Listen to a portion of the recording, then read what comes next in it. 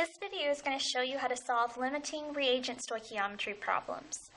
A limiting reagent is when you are given two known amounts of reactants in your problem, but one of them will run out first. This is similar to what you saw in the s'more lab that we did, how you ran out of one ingredient first and couldn't make any more products.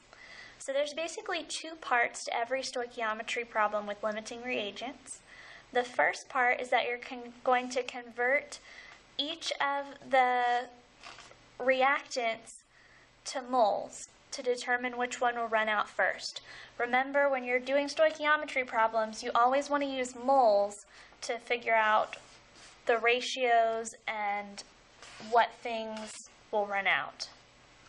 A second part of a limiting reagent problem is to use the one that's limiting to solve for the unknown, and you do that using dimensional analysis. So for our example problem, we're going to use this equation.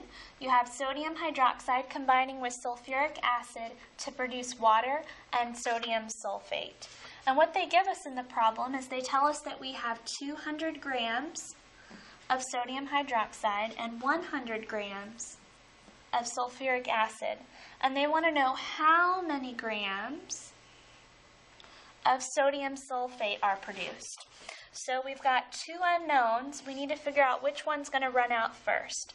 So number one thing we need to do in this limiting reagent problem is we need to convert each of these amounts to moles to see which one has the least amount, and we'll know that one's the one that's going to run out first.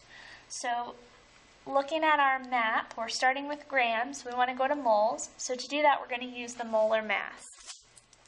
So we always start with our known over 1.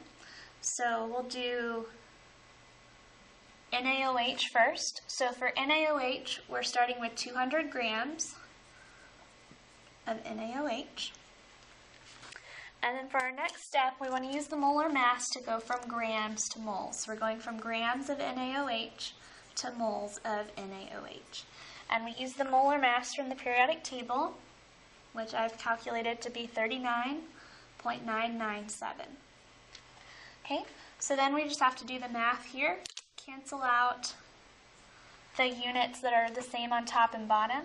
So in your calculator, you do 200 times 1 divided by 1 divided by 39.997. And the answer you get is about 5.0 moles. Okay, now we got to look at our other reactant they gave us, our sulfuric acid. So for this one, we're going to do the same thing again.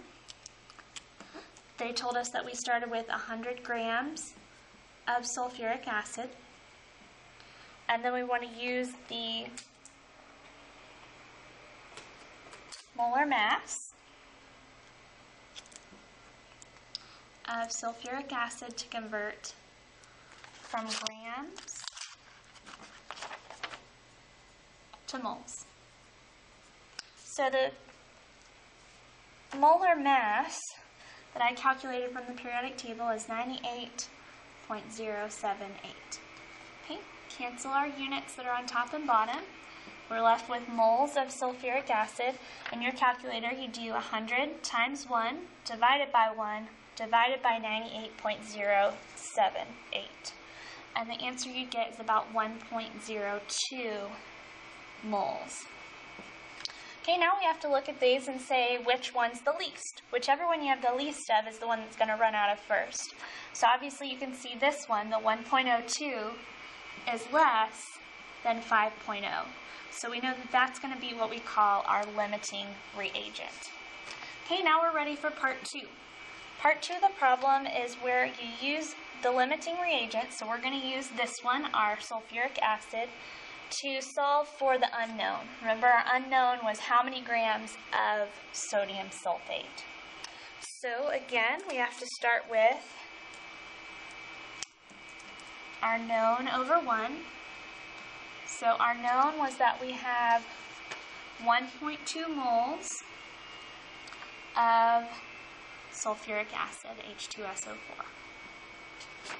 Okay, now we're going to use our mole ratio. So we're using the mole ratio of H2SO4 to Na2SO4, our sodium sulfate. So this ratio here, because there's no coefficient, remember when there's none, that means it's just 1. So it's a 1-to-1 ratio. So for every 1 mole of H2SO4, we also have 1 mole of Na2SO4. Okay, now we want to get all the way to grams, so we're going to have to go one more step to get to grams. So we've got moles of sodium sulfate, we're going to grams of sodium sulfate. And the molar mass that I calculated from the periodic table for sodium sulfate is 142.042. Okay, now we can go ahead and cancel out our units. These two cancel, and those two cancel. You're left with grams of sodium sulfate, which is what we wanted.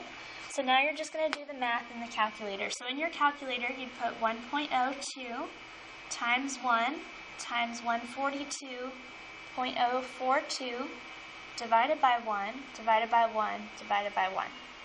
And the answer you should get is 144.9, and again that's in grams of Na2SO4, our sodium sulfate. And that's how much would be left, or would be formed in this reaction if you started with 200 grams of sodium hydroxide and 100 grams of sodium sulfate. And that's how you solve a limiting reactant equation.